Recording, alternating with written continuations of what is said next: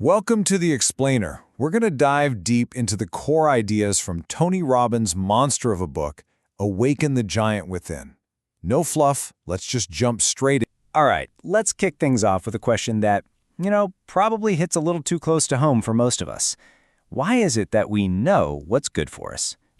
Eating right, hitting the gym, starting that big project, but we just don't do it? Instead, we procrastinate, we slide back into those same old routines, and basically, we become our own worst enemy. So it's easy to blame this on, I just don't have enough willpower or I'm not disciplined enough. But what if that's not the real story? What if there's something else, some invisible force that's actually pulling the strings and running the whole show from behind the scenes? Getting a handle on this secret is, well, it's pretty much the most critical first step you can take to actually control your life. See, if you understand what's really driving you, that's when you start shaping your own destiny, instead of just letting life happen to you. So what is this big, powerful, invisible force? The answer, and this is the cool part, is shockingly simple, and it controls, literally, everything we do. It all boils down to two primal forces, pain and pleasure. Yeah, this is it. This is the engine that drives all of our behavior. Every single thing you do, from the second you decide to get out of bed or hit snooze, to what you pick for lunch, it's all guided by this constant subconscious math. Your brain is always asking, is this going to cause me pain or is this going to bring me pleasure? And look, this is not some new age idea. Philosophers were talking about this exact thing centuries ago. Montaigne nailed it when he said it's not just about what feels good right now. It's about the long game. The smart play is to embrace a little pain today if it leads to a much bigger pleasure down the road.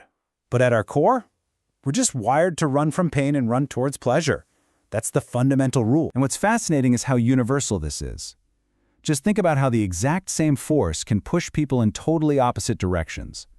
For one person, as the source points out, the ultimate pain is being second best, which is seen as total failure. But for someone like Mother Teresa, the ultimate pain was seeing other people suffer. The driving force is identical, avoiding pain, seeking pleasure. It's just what they link pain and pleasure to that's completely different. Okay, so if this system is so simple, avoid pain, get pleasure, why do we mess it up so often, right? Why do we procrastinate on stuff we know will make us happy in the long run, like, finally getting in shape? Well, this is where our natural wiring can really start to work against us. This is what we can call the autopilot problem. See, your brain is all about the short term.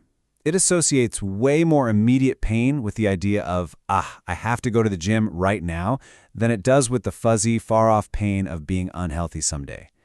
And at the same time, it links immediate, easy pleasure with just staying on the couch. So we fall into this trap, right?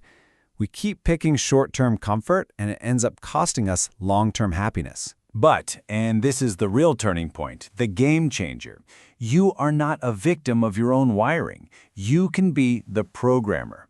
You can consciously, intentionally decide what you're going to link pain and pleasure to.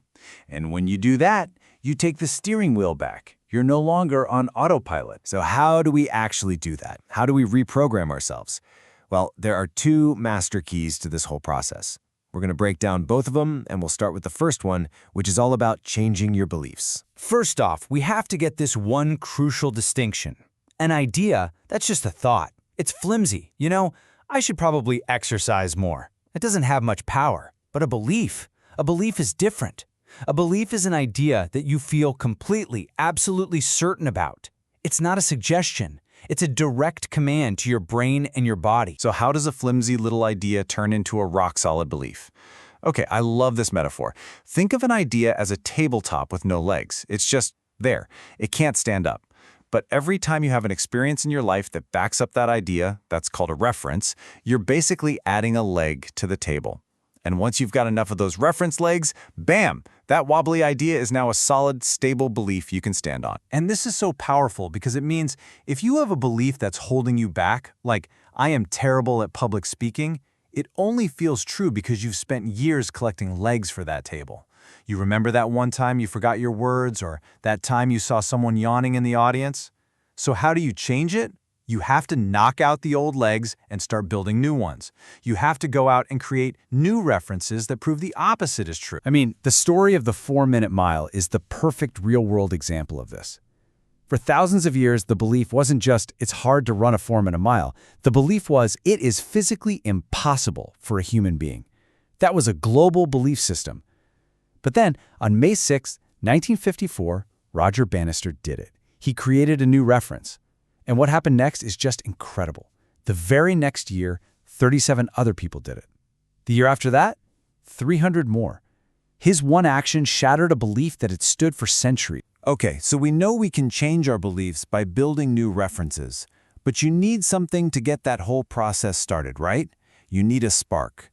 And that brings us to the second master key, making a true decision. So what does that even mean, a true decision?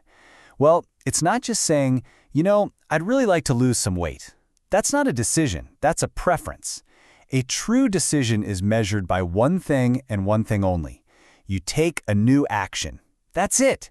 If there's no action, you haven't really decided. You've just made a wish. All right, so this is where we tie everything together. All these ideas, the pain and pleasure principle, changing your beliefs, they lead to one final, really powerful takeaway. It's all about what happens when you actually use these tools to design your future, starting right now. So let me ask you this. With everything we've just talked about, what if you made a true decision, right here, right now, to change one area of your life? What if you consciously decided, okay, from now on, staying the same is massively painful, and taking action is the ultimate pleasure? What if you fully committed to building brand new references for a new belief about who you are and what you're capable of? Because in the end, that's what it all comes down to. This is where it all starts. Every single result in your life, the good, the bad, all of it, can be traced back to a moment of decision. These moments, the ones that happen every single day, are the moments that shape your entire life. So I'll leave you with this final thought to chew on. 10 years from now, you are absolutely going to arrive somewhere. That's a guarantee. Time will pass. The only real question is, where? Will you end up at a destination that you consciously designed, or will you just drift there by default? The choice is yours, and the moment to start designing that future is right now.